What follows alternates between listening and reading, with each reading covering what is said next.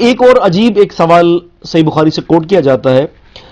اکثر و بیشتر ناظرین اکرام، جو آدمی کسی روایت کے اوپر کوئی تنقید کرتا ہے تو حقیقت کے اندر اس نے خود نے جو ہے وہ اپنی نگاہ سے اس روایت اور اس حدیث کی طرف دیکھا نہیں ہوتا، بلکہ سنی سنائی بات پر جو ہے وہ روایت کو پیش کیا جاتا ہے یا پھر مکھی پر مکھی ماری جاتی ہے.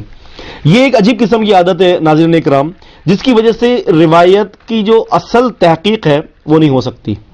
کیونکہ آدمی جب لازمی سی بات ہے کسی روایت کے بارے میں کوئی حوالہ دیتا ہے تو وہ دیکھتا ہی نہیں ہے کہ وہاں روایت کے اندر جو حدیث بیان کی جا رہی ہے کہ وہاں کس قسم کا کون سا قانون بیان کیا گیا ہے، کون سا رول ہے، یا حدیث کے الفاظ اور متن کیا ہیں. بے خبری کی بنا پر جو ہے اس کو پھیلا دیتے ہیں. اسی طرح سے عمر بن میمون کا ایک واقعہ جو ہے صحیح بخاری کے اندر جو روایت کیا امام بخاری رحمۃ اللہ علیہ نے کتاب فضائل اصحاب نبی صلی اللہ علیہ وسلم کتاب المناقب کے اندر، حدیث روایت کا نمبر 3849. یہ عمر بن میمون ایک شخص ہے، وہ ایک واقعہ نقل کرتا ہے تو لوگ یہ سمجھتے ہیں کہ یہ حدیث رسول صلی اللہ علیہ وسلم. یہ حدیث نہیں ہے، یہ عمر بن میمون کا ایک واقعہ ہے جو صحت کے ساتھ ثابت ہے، جس کو امام بخاری رحمۃ اللہ نے صحیح بخاری کے اندر نقل کیا ہے. اب وہ واقعہ کیا ہے؟ وہ یہ کہتے ہیں کہ ان عمر بن میمون قال رأيت في الجاهلية قردة اجتمع عليها قردة قد زنت. کہتے ہیں کہ ایک جاہلیت کے میں نے دیکھا کہ ایک بندر تھا کہ اس کے ارد گرد چاروں طرف بہت سارے بندر جمع ہو گئے. فرجمتها معهم، تو انہوں نے سب نے مل کر جو ہے وہ اس کو پتھر مارے، اس بندر کو، اس بندرنی کو سب بندروں نے مل کر، کہتے ہیں کہ میں نے دیکھا کہ انہوں نے مل کر پتھر مارے. وجہ کیا تھی؟ وجہ یہ تھی کہ عمر بن میمون کہتے ہیں کہ ایک بندریہ تھی، وہ ایک بندر کے ساتھ گئی، اسے زنا کیا اور سب نے مل کر جو ہے اس کو پتھر مارا ہے. اب یہاں پر ایک سوال یہ کھڑا ہوتا ہے جو اعتراض کیا جاتا ہے. پہلی بات تو یہ کہ نبی صلی اللہ علیہ وسلم کا فرمان نہیں ہے، یہ ایک اثر ہے، ایک واقعہ ہے جو عمر بن میمون اس کو روایت کرتے ہیں، جو اس کی جو نیریٹر جو ہے وہ عمر بن میمون ہے، رسول اللہ صلی اللہ علیہ وسلم کی حدیث نہیں ہے. اب یہاں پر جو بات ہے وہ یہ ہے کہ کیا بندر، اب اعتراض یہ کیا جاتا ہے کیا بندر اس بات کا تابع ہے کہ وہ سنسار کرے؟ شرعی حدود اور شرعی سزاؤں کا کیا بندر تابع ہے؟ تو اس اعتبار سے صحیح بخاری کے اس اثر کی تردید ہوتی ہے.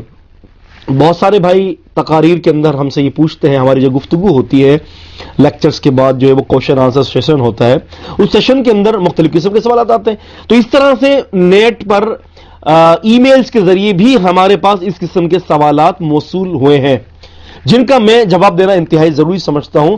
امام بخاری رحمۃ اللہ علیہ نے یہاں پر اس بات کو یہ نہیں واضح کیا کہ یہ رسول کا فرمان ہے یا نبی صلی اللہ علیہ وسلم کی حدیث ہے، بلکہ عمر بن میمون کا ایک اثر ہے. وہ بتا رہے ہیں کہ جاہلیت کے اندر ایسا ہوا، لیکن یہ اثر اپنی اسنادی اعتبار سے قوی ہے.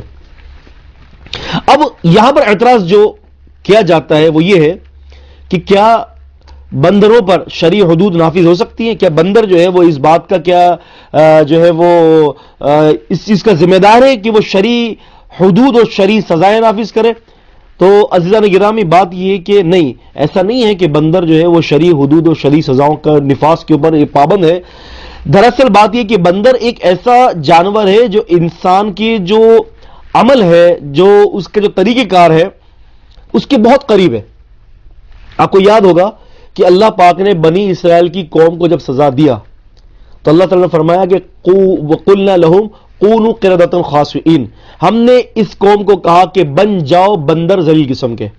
تو اللہ پاک نے ان کو سزا کے طور پر بندر بنایا. بندر کیوں بنایا؟ کہ بندر جو ہے اپنے روز مرہ حوالے سے معاملات میں، بیٹھنے میں، اٹھنے میں، سیکشل کورس آپ دیکھ لیں، اس کا لیٹنا دیکھ لیں، یہ آدمیوں سے بہت زیادہ مشابہت ہے، آدمیوں سے، انسانوں سے بہت زیادہ تشبیہ رکھتا ہے. باقاعدہ میرٹ اسٹوڈنٹ انسائکلوپیڈیا والیوم 4 اور پیج نمبر جو ہے 480 کے اندر یہ بات واقعہ مینشن ہے کہ ایک بہت بڑا جو ہے ادھر انہوں نے بندر کو، اس کی پکچر جو ہے وہ کیپچر کی اور انہوں نے نیچے جو ہے وہ یہ لکھا ہے کہ بندر یہ ایسا ہے کہ جو انسانی عادات اور اطوار سے بہت میچ کھاتا ہے. اور حقیقت کے اندر بندر کھانے پینے میں آپ دیکھ لیں، اس کا سونے میں دیکھ لیں، اس کے جاگنے میں دیکھ لیں، انسانی عادات سے بہت زیادہ اس کی جو میچ ہے.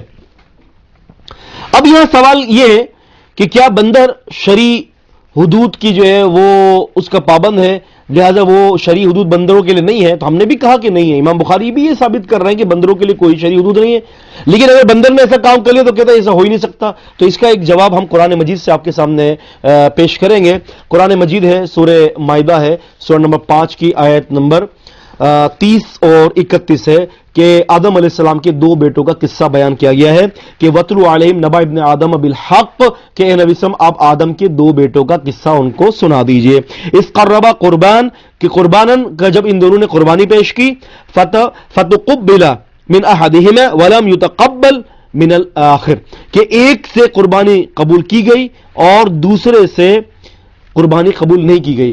اس دور میں یہ ہوتا تھا کہ اگر کوئی شخص جو ہے آپس میں اختلاف ہو جاتا تو اپنی اپنی قربانی یا کسی قربان گاہ پر لاتے تو آسمان سر آگ آتی اور وہ آگ اس قربانی کو جلا دیتی. جس کی قربانی کو جلا دیتی اسی قربانی قبول ہو جاتی. تو دونوں بھائیوں میں سے ایک کی قربانی قبول ہوئی اور ایک کی قربانی جو ہے وہ قبول نہیں ہوئی.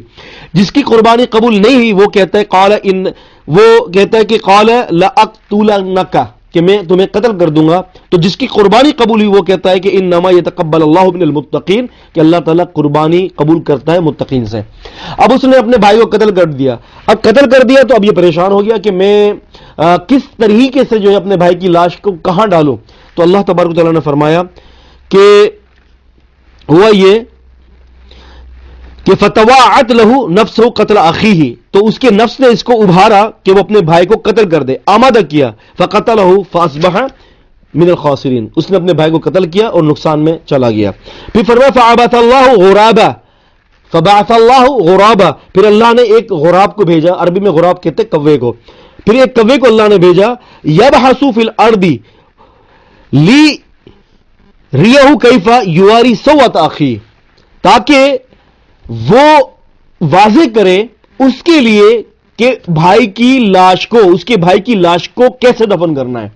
آپ اندازہ کریں کہ قبر بنانا یہ ایک اسلامی قاعدہ ہے کہ بندہ قبر کھودے اور قبر کے اندر جو ہے میت کو ڈالے. اللہ تعالیٰ فرماتے ہیں کہ کوا بھیجا تاکہ کوے نے یہ بات لیریہ کیف یواری سوءۃ اخیہ، تاکہ اس سے وہ واضح کرے کہ وہ اپنے بھائی کی لاش کو کس جگہ پر کیسے دفن کرے. قالا، تو اس کے بھائی نے کہا یا ویلتا اعجزت ان اکون مثل هذا القراب، تو کہنے لگا کہ ہائے میں تو ایک کوے سے بھی زیادہ جو ہے عاجز ہوں کہ گیا گزرا ہوں کہ کوے نے مجھے بتا دیا کہ کس طرح سے جو ہے بھائی کی لاش کو ڈالنا ہے. اب میں یہاں پر یہ سوال کرتا ہوں آپ سے کہ ذرا تسلی سے، منصفانہ مزاج کے ساتھ، اعتدال کا رویہ اپناتے ہوئے ٹھنڈے دماغ سے سوچیں کہ وہاں یہ سوال کیا گیا تھا کہ بندر کیا شرعی حدود اور قواعد کے مخالف ہے. تو میں پوچھتا ہوں کیا یہاں پر جو اللہ تعالیٰ نے جو ہے وہ کوے کو کہا ہے کہ کوا جو ہے وہ ایک گڑھا کھود کر اس نے بتایا کہ تم اپنے بھائی کی لاش یہاں ڈالو، اس طرح سے ڈالو زمین کے اندر، تو کیا کوا مکلف ہے کسی شرعی حدود کا، قواعد کا اور شرعی عمل کا؟ بتائیے. اب آپ جو جواب دیں گے وہی جواب جو ہے وہاں پر ہوگا، لاگو ہوگا.